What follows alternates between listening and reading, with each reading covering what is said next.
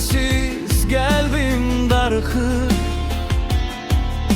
Xatirən qəlbimdə yenə oyanır.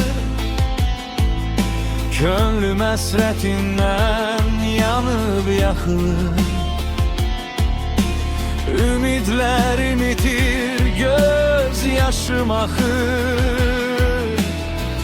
Sensiz bu həyatım mənasız keçir. Hər addım xatirən məni izləyir. Ruhum xəyal qurur, sənlə danışır. Əlacsız xəstə tək çarə axtarır. Zalım fələk məni imtahan edir. Bu sınaq çox ağır, məni məhv edir. Duyğular dənizin coşur, inləyir. Qara sevdam mənim tək təsəllimdir.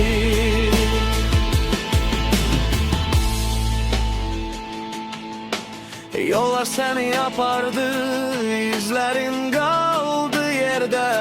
Külək səsin gətirir yalnız gecələrimdə. Hər gecə dolaşırsan səssiz yuxularımda. Taler işğənd edir bu ayrılığa. Sensiz bu həyatım mənasız keçir. Hər addım xatirən məni izləyir. Ruhum xəyal qurur, sənlə danışır. Əlacsız xəstə tək çarə axtarır. Zalım fələk məni imtahan edir. Bu sınaq çox ağır, məni məhv edir.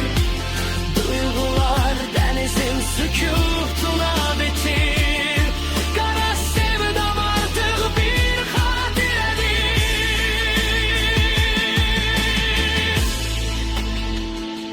Sükuta dalır yenə sonsuz dərin duyğular.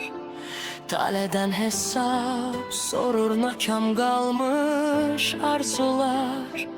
Fələyin oyuncağı bu qərib könlümündir. Qəlbimin son ümidi bitib tükənib indi.